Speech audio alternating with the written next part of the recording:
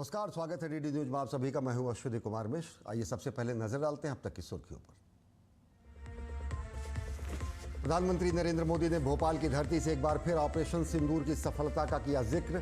कहा, आतंकवादियों ने भारत की नारी शक्ति को दी थी चुनौती, जो बन गई उनके लिए काल।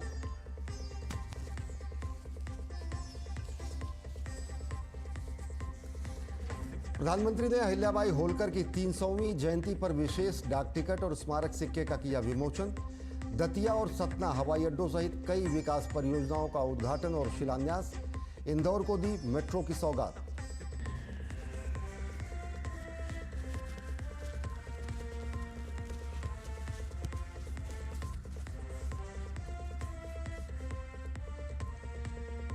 भड़काऊ भाषण मामले में मऊ विधायक अब्बास अंसारी को एमपी एमएलए कोर्ट ने सुनाई 2 साल की सजा। 2022 के विधानसभा चुनाव के दौरान जनसभा में की थी टिप्पणी। विधानसभा सदस्यता पर लटकी तलवार।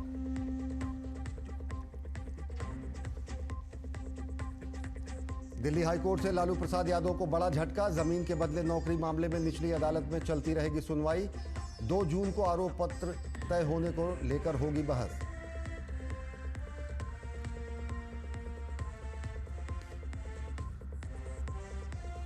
असम में भारी बारिश से जनजीवन प्रभावित। कामरूप मेट्रोपॉलिटन जिले में भूस्खलन से 5 लोगों की मौत। 3 दिनों से भारी बारिश के चलते इम्फाल में कई हिस्सों में जलभराव। एनडीआरएफ की टीमें तैनात।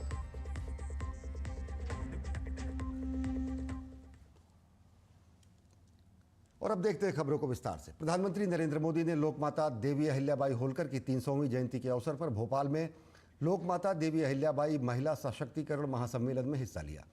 प्रधानमंत्री नरेंद्र मोदी ने लोकमाता देवी अहिल्याबाई को समर्पित एक स्मारक डाक टिकट और विशेष सिक्का भी जारी किया। 300 रुपए के सिक्के पर अहिल्याबाई होलकर का चित्र अंकित है।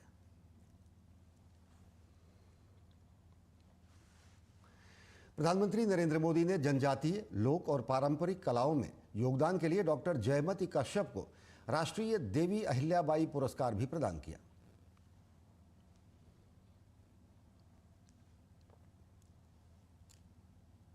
प्रधानमंत्री नरेंद्र मोदी ने इस मौके पर भोपाल में कई विकास परियोजनाओं का उद्घाटन और शिलान्यास किया और एक सार्वजनिक समारोह को भी संबोधित किया।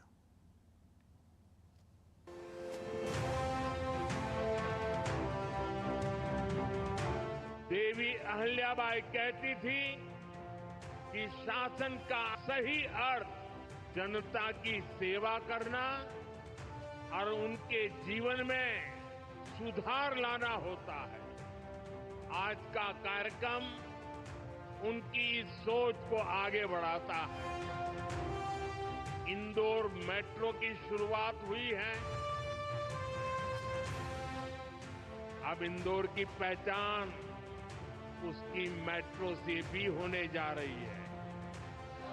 यहां भोपाल में भी मेट्रो का काम तेजी से चल रहा है।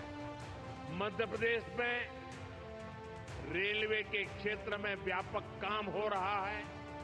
दतिया और सतना भी अब हवाई सेवा से जुड़ गए हैं।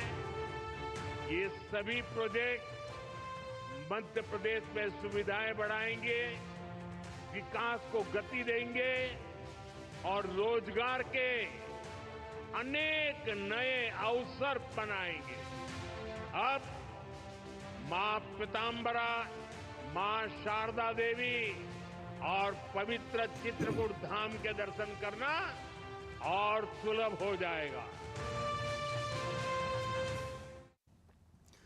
प्रधानमंत्री ने कहा कि केंद्र सरकार लोकमाता अहिल्याबाई के नागरिक देवो भव मंत्र को अब शासन में अपना रही है।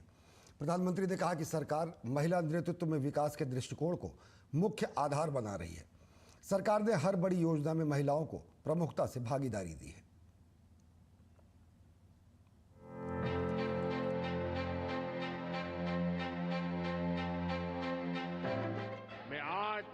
देवी अहिल्या की इस पवित्र भूमि से देश की नारी शक्ति को सैल्यूट करता हूं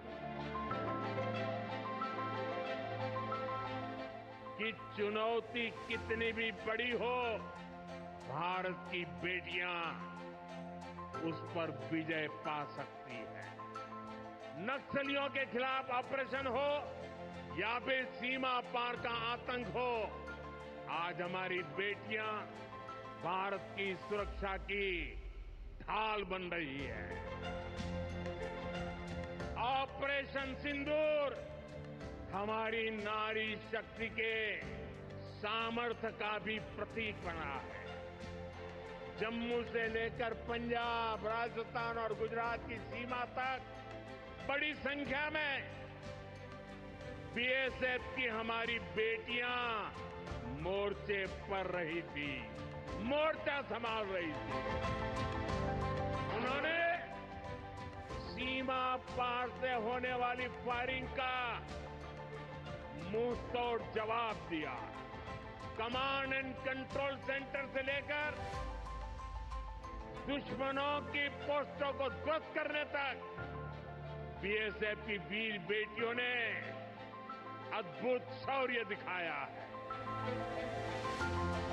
नेशनल डिफेंस एकेडमी यानी एनडीए से महिला कैडेट का पहला बैच पास आउट हुआ है।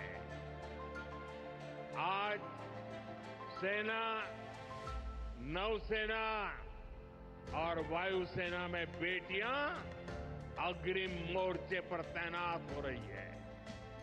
आज फाइटर प्लेन से लेकर आईएनएस विक्रांत युद्धपोत तक विमेन ऑफिसर्स अपनी जांबाजी दिखा रही है। हमारी नौसेना की वीर बेटियों के साहस का ताजा उदाहरण भी देश के सामने है। आपको मैं नाविका सागर परिक्रमा के बारे में बताना चाहता हूं। नेवी की 2 वीर बेटियों ने करीब 250 दिन की समुद्री यात्रा पूरी की है। धरती का चक्कर लगाया है। हजारों किलोमीटर की ये यात्रा उन्होंने ऐसी नाव से की जो मोटर से नहीं बल्कि हवा से चलती है। 2 बेटियां, उन्होंने हर मुसीबत को हराया है। छत्तीसगढ़ी लोक कलाकार जयमती कश्यप को प्रधानमंत्री नरेंद्र मोदी ने लोक माता अहिल्याबाई सम्मान से सम्मानित किया। जयमती कश्यप जनजातीय लोक कला के क्षेत्र में उत्कृष्ट काम कर रही हैं। डीडी न्यूज संवाददाता आदित्य श्रीवास्तव ने जयमती कश्यप से खास बातचीत की।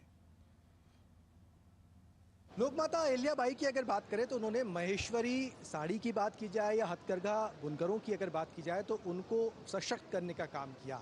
और महेश्वरी साड़ी की पहचान अगर आज है दुनिया भर में है तो वो कहीं ना कहीं उसके पीछे अहिल्याबाई का एक बहुत बड़ा योगदान है। आप देख सकते हैं ये बुनकर हैं और जो साड़ियाँ जो हैं वो महेश्वरी साड़ियाँ बनाती हैं। और एक और महत्वपूर्ण बात, जूनागढ़ से जो कुछ बुनकर थे उनको अहिल्या माता जो है वो लेकर आई महेश्वर में और वहाँ उनको बसाया। और उन्हीं की एक 6वीं पीढ़ी जो है उसी बुनकरों की हेमलता जी हमारे साथ मौजूद हैं। और आज प्रधानमंत्री ने आपसे बात की है। वो जब यहाँ पहुँचे तो उन्होंने ये पूरा काम को देखा, क्या कुछ कहा प्रधानमंत्री ने? बस यही बोला कि अच्छा है आप करते हो। उनका ठीक है, कर रहे हैं, हमारे पुराने ज़माने से कर रहे हैं। 6वीं पीढ़ी पे मैं आई हूँ तो ठीक है। कैसा लगा आपको प्रधानमंत्री? अच्छा बात, अच्छा लगा, ठीक लगा कि दुआ से हम चल रहा है, हमारा परिवार भी अच्छा चल रहा है ना, आगे भी उनके कृपा से हमारी रोजी रोटी चलती रहे और हमारा चलता रहे। आपको लगता है कि प्रधानमंत्री जिस तरीके से हथकरघा को बढ़ावा दे रहे हैं, बुनकरों को बढ़ावा दे रहे हैं, ये कहीं ना कहीं एक बुनकरों के लिए एक सशक्त करने का काम कर रहे हैं? हाँ, अच्छा कर रहे हैं, वो अच्छा करे, स्वच्छता का बुनकरों को पे भी ध्यान है ना, इसके भी ध्यान करते हैं। अच्छा तो हेमलता जी हैं और बुनकर हैं। देखा जाए तो महेश्वरी साड़ी का काम करती हैं और इन्हीं की पीढ़ियां जो हैं वो महेश्वरी साड़ी पर काम करती आई हैं। और आज जब प्रधानमंत्री भोपाल पहुंचे तो उन्होंने इन बुनकरों से भी खास बातचीत की। कैमरामैन चंद्रमोहन के साथ आदित्य श्रीवास्तव, डीडी न्यूज़, भोपाल। अहिल्याबाई होलकर की 300वीं जयंती के अवसर पर जयपुर में आयोजित कार्यक्रम में केंद्रीय मंत्री एवं भाजपा के राष्ट्रीय अध्यक्ष जेपी नड्डा ने कहा कि देश अहिल्याबाई होलकर को एक समाज सुधारक के रूप में याद करता है। उन्होंने भारत की परंपरा, संस्कृति, विरासत को संजोने का काम किया।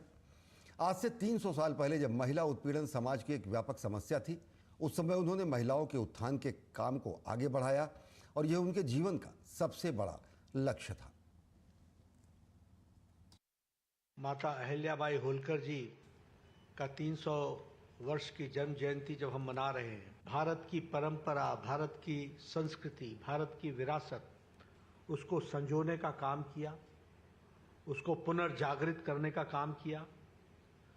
हम सब जानते हैं कि उन्होंने किस तरीके से सामाजिक न्याय की लड़ाई लड़ी, और सबसे बड़ी बात यह है कि आज से 300 साल पहले जब महिला उत्पीड़न एक समाज की व्याप्त ग्रसित समस्या थी, तो उस समय उन्होंने महिलाओं के उत्थान के लिए काम को आगे बढ़ाया।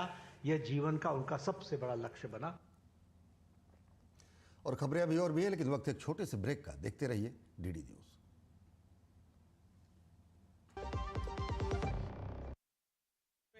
स्वयं सहायता समूह की आदिवासी बहनों से मिलना हुआ।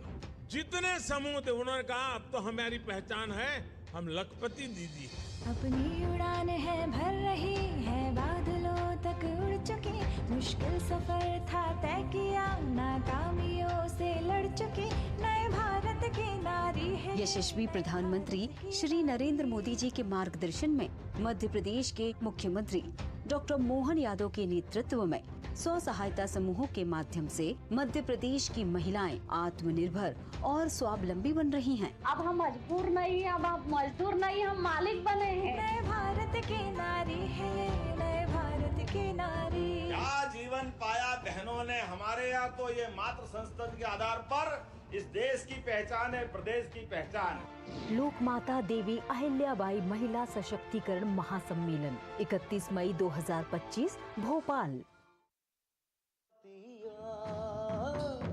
Some tea is the best tea. It's a magical beverage actually. Some tea is alright. 200 glorious years of Assam. The saga will continue for many more centuries to come.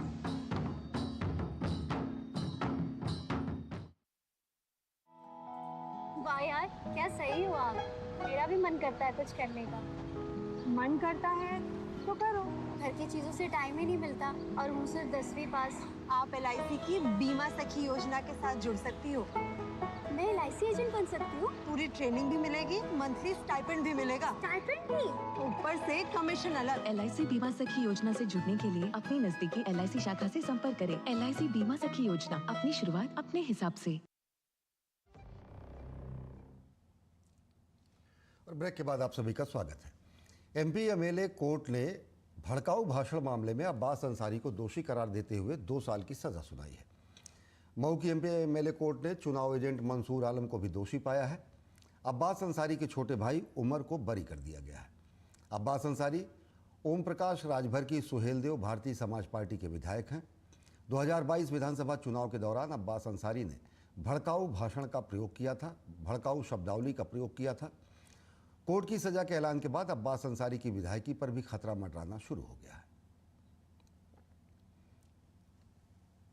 और अब आइए आपको बताते हैं कि पूरा मामला क्या है। 2022 के उत्तर प्रदेश के विधानसभा चुनाव के दौरान यह मामला आया जब एक चुनावी जनसभा में अब्बास अंसारी ने विवादित टिप्पणी की। अब्बास अंसारी ने अधिकारियों को देख लेने की धमकी दी। जिसके साथ जो किया है उसका हिसाब किताब यहां देना पड़ेगा, ऐसा बयान अब्बास अंसारी ने चुनाव सभा में किया। बयान के बाद चुनाव आयोग ने त्वरित कार्रवाई की। अब्बास अंसारी के 24 घंटे तक प्रचार करने पर रोक लगा दी गई।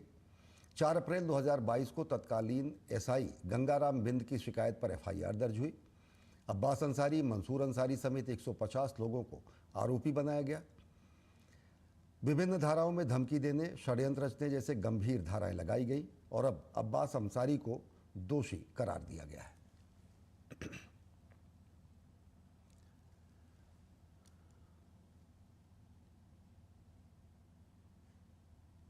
और भैया आपको बताते हैं कि कानून क्या कहता है। सजा मिलने पर विधायकों और सांसदों की सदस्यता को लेकर कानून ये कहता है कि इसका निर्णय जनप्रतिनिधित्व कानून 1951 की धारा 8 में इसके सख्त प्रावधान है। सजा पाए नेताओं, सांसदों और विधायकों को चुनाव लड़ने से रोकने का प्रावधान है। कोर्ट की तरफ से सिर्फ हरियाणा या जेल की सजा होने पर वो अपनी सदस्यता गंवा सकता है। दोषी ठहराए जाने की तिथि से वो अयोग्य माना जाएगा और सजा पूरी किए जाने की तिथि से अगले 6 वर्ष तक चुनाव लड़ने के लिए वह व्यक्ति अयोग्य होगा। और आरजेडी अध्यक्ष लालू प्रसाद यादव को दिल्ली हाईकोर्ट से बड़ा झटका लगा है। कोर्ट ने जमीन के बदले नौकरी मामले में चल रही निचली अदालत की कार्रवाई पर रोक लगाने की उनकी याचिका को खारिज कर दिया है। लालू प्रसाद यादव ने याचिका में मामले की निचली अदालत में चल रही सुनवाई पर रोक की मांग की थी। इस मामले में निचली अदालत में आरोपों पर बहस के लिए सुनवाई 2 जून को होगी। सूचना प्रसारण मंत्रालय के सचिव संजय जाजू ने शनिवार को भारतीय जनसंचार संस्थान ढेकनाल परिसर का दौरा किया। अपने दौरे के दौरान उन्होंने संस्थान में चल रही विभिन्न विकासात्मक गतिविधियों की समीक्षा की। संजय जाजू को परिसर के क्षेत्रीय निदेशक प्रोफेसर डॉक्टर आनंद प्रधान ने शैक्षणिक बुनियादी ढांचे के संवर्धन, उच्च गुणवत्ता वाली शिक्षा प्रणालियों के कार्यान्वयन और नए पाठ्यक्रम की शुरुआत से संबंधित कई पहलों की स्थिति के बारे में जानकारी दी। इस बीच सूचना एवं प्रसारण मंत्रालय के सचिव ने बताया कि IIMC परिसर के निरंतर विकास को सुनिश्चित करने और संस्थान की शैक्षणिक उत्कृष्टता को बनाए रखने के लिए नियमित समीक्षा की जाएगी। IIMC हमारे देश के जर्नलिज्म, मास कम्युनिकेशन और मीडिया क्षेत्र की प्रीमियर इंस्टीट्यूशंस हैं। हमारे 6 IIMC हैं और धन कनाल हमारा बहुत पुराना इंस्टीट्यूशन है। इस इंस्टीट्यूशन का इंफ्रास्ट्रक्चर हम कैसे इम्प्रूव करें, यहाँ पर बच्चों को, स्टूडेंट्स को बेहतर सुविधाएं हम कैसे दे सकें, इन सारी बातों को आज मैंने यहाँ पर रिव्यू किया। IIMC को भी एक यूनिवर्सिटी का स्टेटस हमें लास्ट ईयर मिला है और उसके तहत मास्टर्स प्रोग्राम्स भी हमें स्टार्ट करने। राजधानी दिल्ली में भाजपा के नेतृत्व वाली दिल्ली सरकार के 100 दिन पूरा होने पर 100 दिन सेवा के कार्यक्रम का आयोजन किया गया। जवाहरलाल नेहरू स्टेडियम में आयोजित कार्यक्रम में दिल्ली की मुख्यमंत्री रेखा गुप्ता ने हिस्सा लिया। उन्होंने कार्यक्रम में अभिनेता अनुपम खेर के साथ बीते 100 दिनों को लेकर बातचीत की। अनुपम खेर के साथ चर्चा के दौरान मुख्यमंत्री रेखा गुप्ता ने कहा कि इन 100 दिनों में उन्होंने चुनाव के वक्त दिल्ली वासियों से किए गए हर वादे को जमीन पर उतारने की दिशा में प्रभावी काम किया है। आज मैं, मेरा मंत्रिमंडल, हमारे विधायक, सभी जनप्रतिनिधि लगातार सड़कों पे लोगों के बीच में रह के काम करते हैं। आज हम वो लोग नहीं हैं जो शीश महल की अरबों रुपए की प्रॉपर्टी के बीच में घर बना के बैठ गए और लाखों रुपए के पर्दे हमने ढांप लिए और सामने टीवी पे केवल अपनी स्पॉन्सर्ड की हुई न्यूज़ दिखते हैं। हम जाते हैं कड़ी धूप में, आंधी में, तूफान में, जाके वहाँ खड़े होते हैं, लोगों के बीच में महसूस करते हैं कि वो क्या फील कर रहे हैं, उनकी समस्या क्या है, हमें काम क्या करना है। और एक एक क्षण जो इन 100 दिनों का है, मैं आपको विश्वास के साथ कह सकती हूँ जनता के हित में और ऐसी नीतियां बनाने में हमारा समय लगा है जो दिल्ली की बेहतरी के लिए हो। केंद्रीय श्रम एवं रोजगार मंत्री मनसुख मांडविया ने हिमाचल प्रदेश के कालाम क्षेत्र में 100 करोड़ रुपए की लागत से बने 100 बिस्तरों वाले अत्याधुनिक ESI अस्पताल का लोकार्पण किया। इसके साथ ही डॉक्टर मांडविया ने अस्पताल के निर्माण में महत्वपूर्ण भूमिका निभाने वाले निर्माण श्रमिकों को भी सम्मानित किया।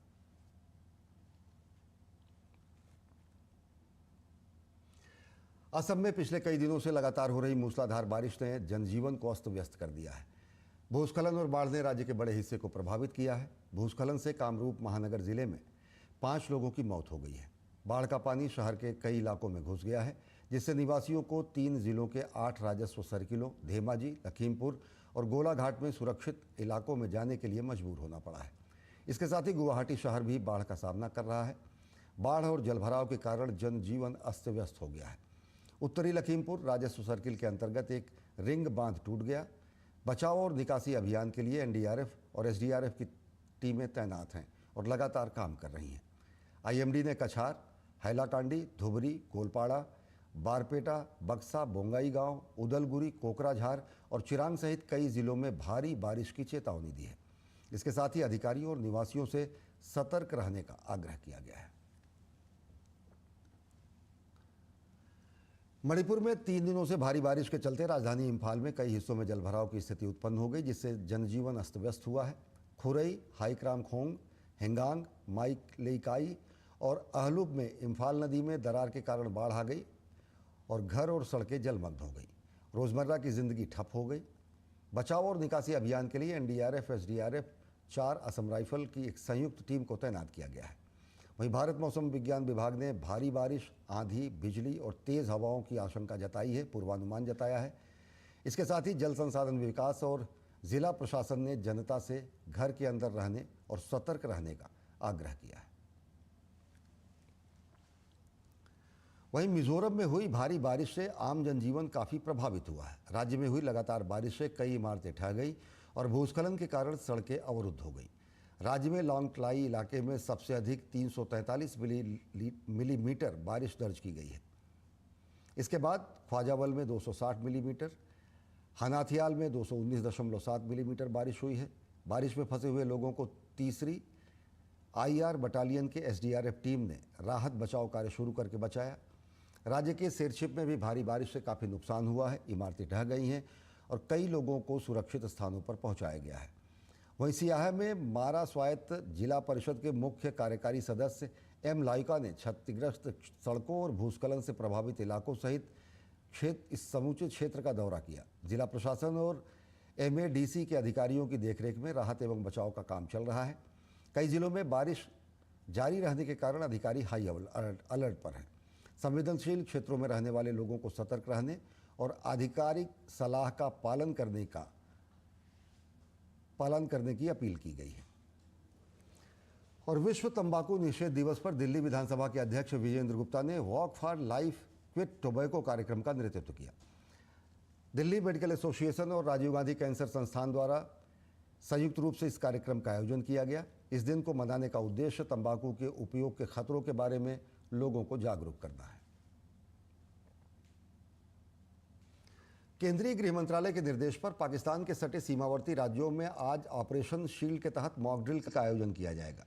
ये मॉक ड्रिल 5 राज्यों और 1 केंद्र शासित प्रदेश में होगा, जिनमें जम्मू कश्मीर, पंजाब, राजस्थान, गुजरात, हरियाणा और चंडीगढ़ शामिल हैं।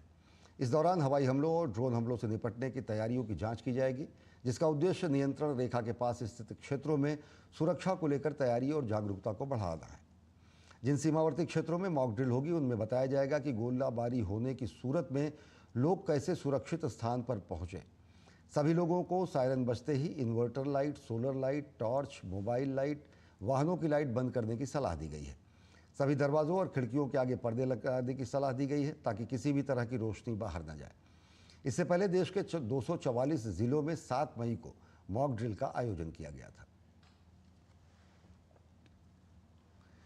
और जम्मू जिले में मॉक ड्रिल 8 बजे शुरू होगी, जो 15 मिनट तक चलेगी। मॉक ड्रिल को लेकर जम्मू के डिप्टी कमिश्नर सचिन कुमार ने सभी को मॉक ड्रिल में शामिल होने की अपील की है और कहा कि ये मॉक ड्रिल आपको मजबूत बनाने के लिए है, घबराने की कोई ज़रूरत नहीं है।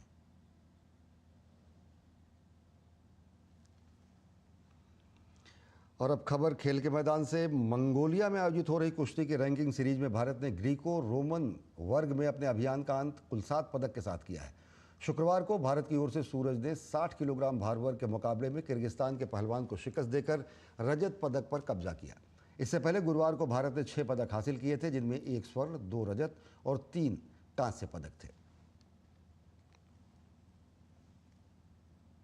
तो बुलेटिन में फिलहाल इतना ही। देश और दुनिया की ताज़ा तरीन खबरों के लिए देखते रहिए DD न्यूज़। नमस्कार।